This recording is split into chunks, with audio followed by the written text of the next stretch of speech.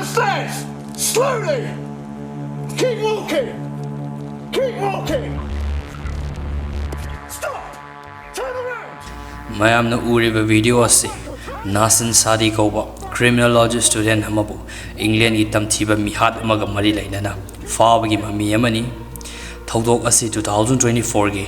May gi day 24 da thokiba thodok amani aduga mahapu fariba asina chahi asimaki May gi day 28 tani mayam ngasi gi case asidi yamna tangna thokpa thodok singi manungda ama oriba case amagi wari ni wari asi crime tongnabagi damakta University da thoina criminology subject tamkhiba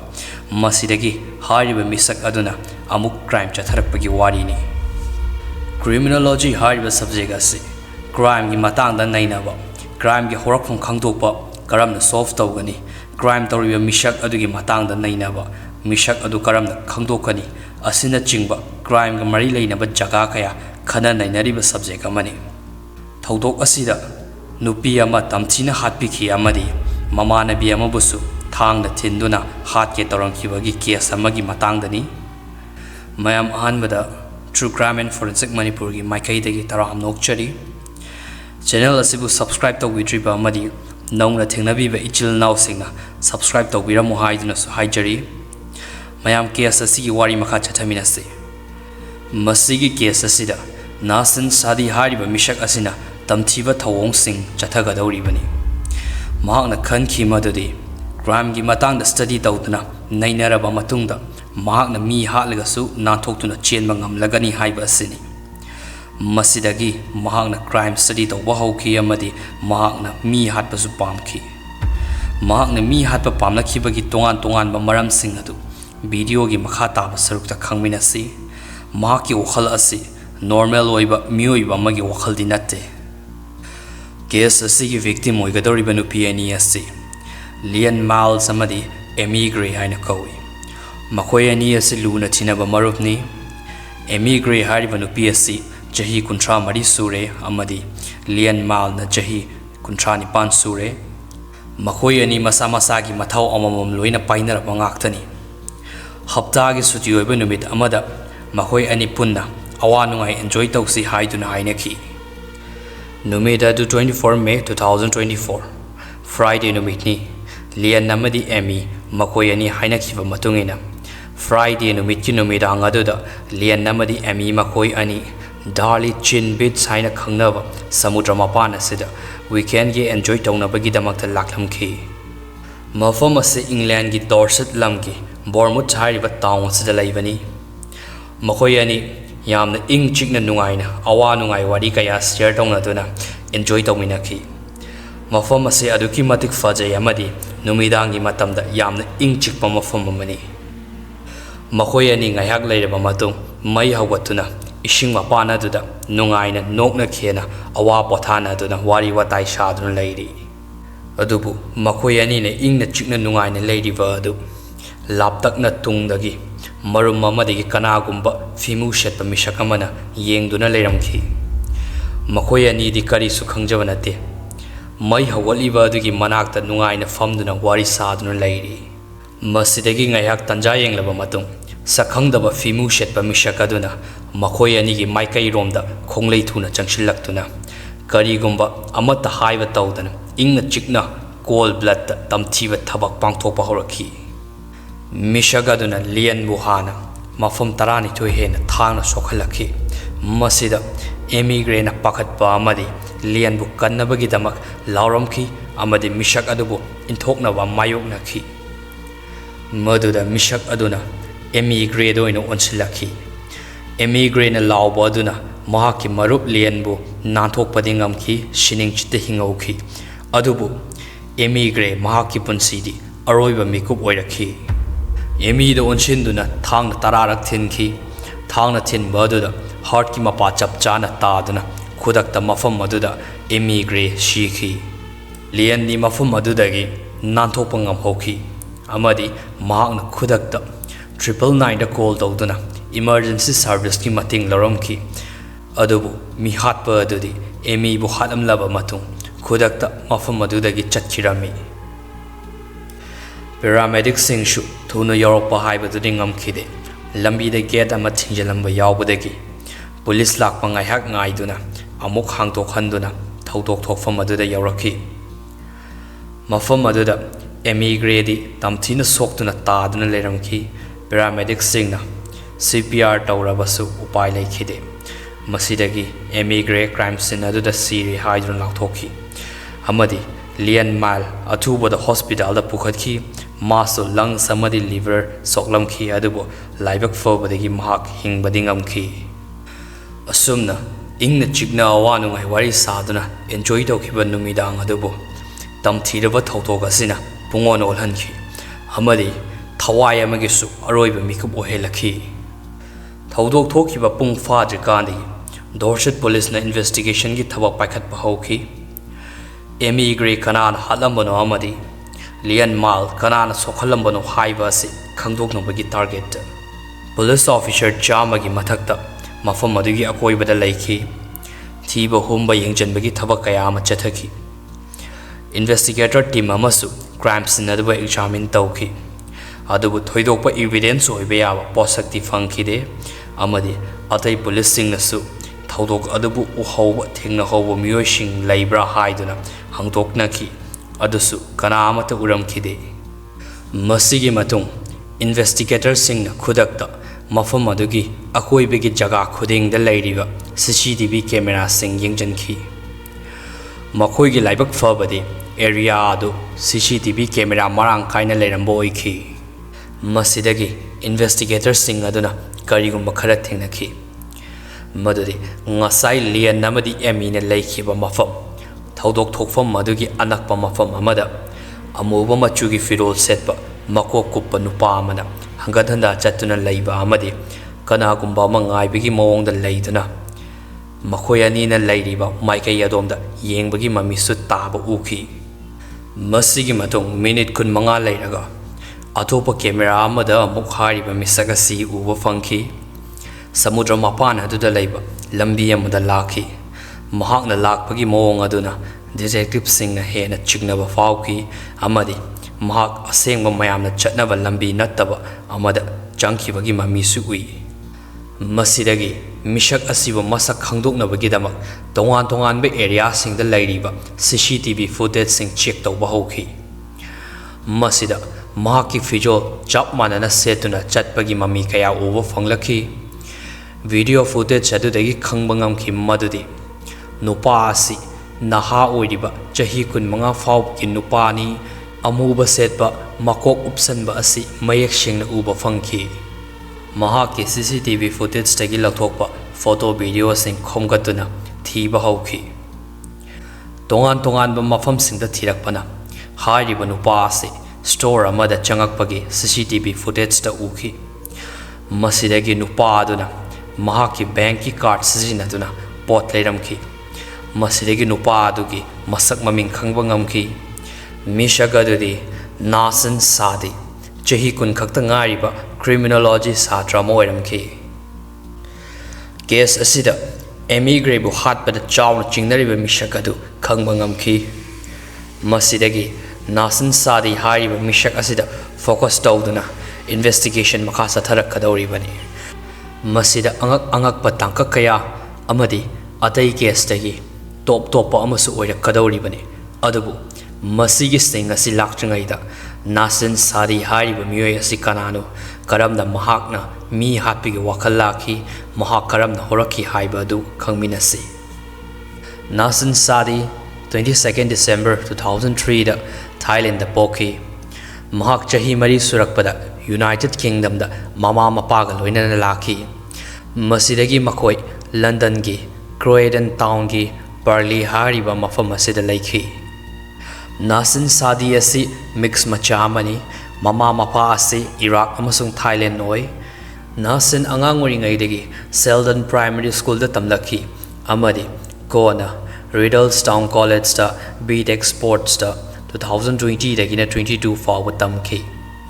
mahak ngalingai matamda sana khonaba pamlaki oza singi matung ina mahak ase tumina laiganba mi ataiga kaya kauna ngangnaba tawdaba mathanta mana thokpa ama tawduna lei haiduna phongdoraki Nasen Saadi society ga chungjanaba khara watli mahaki mayamdagi tongan taba unsocial oiba mawong mataw aduna mi singna mahapu ignore toramki amani mahaki maruk mapang kaya leite maru oida mahangna approach tawruba nupi khudingdagi su reject adum tawrakhi masida mahak naitom taba mi ama haiba adu oikhi mahak masidagi internet mai onsinduna NS skill haina computer username semki amadi ninja killer haina username haptuna snapchat sijinaba hokhi mahakna friendship amadi social interact tawnaba honaki masida mahakna forum amada criminal behavior gi matangda post thagatlamki loina mahakna thiziluba UK gi tamthiba mihat ki case singi matangsu thagalamki mahakna criminal singi matangda yengjaluba sidagi mangonda khanghaudana interest ama leiraktuna criminal sing asi karamna faraklibano amadi police investigation sing asida kari tawi haiba khangninglaki amadi crime tawriba mi adugi karamba asoibadagi police na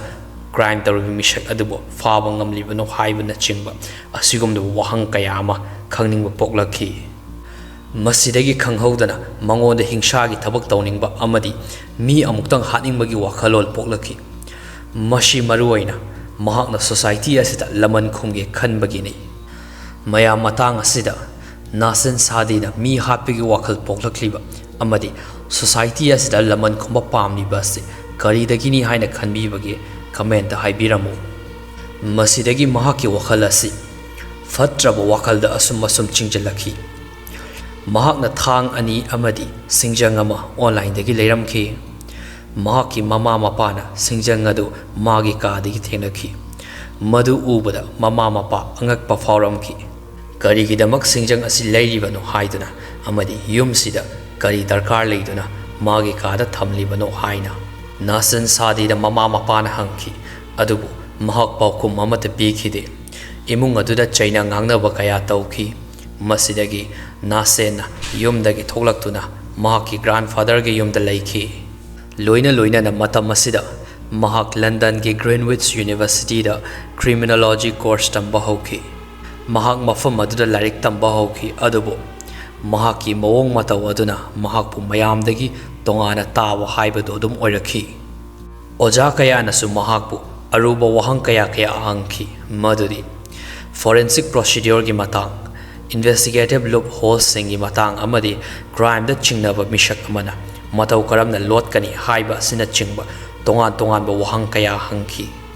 masina mangonda leita handaba nungaibum khanghandaba haibadu oikhi nomo oja amada mahakna mi hatluraga karamna nanthokpa yani haiduna hanglamki amadi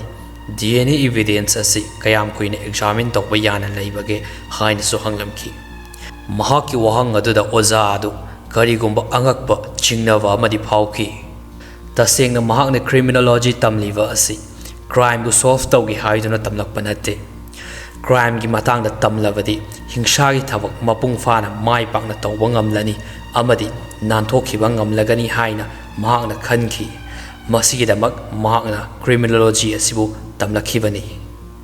madam khara haukraba matung mahakna 2024 gi horakpa matamda Bournemouth hariba town asida laklamki Bournemouth asi mahakna leiriba Croydon hariba town adudagi 120 miles from lapi mahakna Bournemouth laklibagi maramdi mafam asida mahakna mi hatpada khudong chagadra haidra yengjanba lakhibani mafam asida mahakna toina laktuna Bournemouth ki mafam sing chattuna yengjanki mafam sigi samudra mapan singdasu loina laklamki mahakna mafam asi khallibagi maramdi masagi town nataba atopa town amada crime tawrabadi fabada hekta line faba ngamloi haina mahakna khanjai amadi mafam asi ingchi mafam asigi samudra mapanda mi hatpada mangonda khudong chagani haina mahakna khanjaki masidagi 2024 gi May gi day 21 Tuesday numit asida mahaki crime edu pangthoklagi haibagi aroiba khongchat oina Bournemouth da amuk hanna lakhi mahakna lakpagi marini shuba numit May gi day 24 masidani mahakna Amie Gray hatkadawriba amadi Leanne busu tamthina sokhangadawriba asi adubu matang asida mahakna crime taunabagidama yengjanbagi chatliba sing adu mafam aduda lairiba CCTV camera singdadi loina yauribani masinani kona investigation da chawna mateng pangakadawriba si mahak May gi day 21 da lakhi hotel amada book tawtuna laiki aduga ani shuba numit May gi day 22 asida cinema hall amada chattuna The Strangers chapter 1 gi movie asi yenglamki film asi maikom upatam thiba miyoishingna minung shilaitana mi hatbagi film amani masigi film asina mangonda ninghannadanaba amadi thauna hapagi damakta yengkhibani masidagi May gi day 24 Friday numit asida tamthiraba thawdok adu mahakna pangthokhi numit asigi numidang wairamda mahakna hotel adudagi tholakhi amadi samudra mapanda laiba lambi amada laklamki mahakna lakliba mafam asigi anakpa ishing mapandani case asigi victim Amie Gray amasung Leanne Miles na nokna khena awa nungai wari tawtuna pothariba asi mahakna mikup khara marumdagi yengduna mirak narak yenglaga makhoyani gi manakta thuna changshinduna Leanne bu hana attack tawki aduda Amie Gray na Leanne bu kannaba haiduna lauduna Nasen bu intokhi madudagi Nasen Amie da oina onsinduna thangna tararak thinki maduda thabaki mapada su thinbadagi khudakta sikhibani adubu Leanne di Amie da onsilingai nanthokpa ngamki mahak seningchita hingauki asumna tamthiraba thodok asi thokhibani Nasen Saadi numitugi nonganbagi ayukta mahak Bournemouth thadoktuna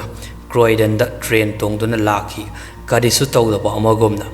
adabu mahakna laklamba Bournemouth town adudi thodok aduna maram moirga pumnamak mipaina halhauri masidagi ikoidana numit marini subada May gi day 28 da police officers sing Nasen Saadi gi yom Croydon da laktuna mahakpu fakhi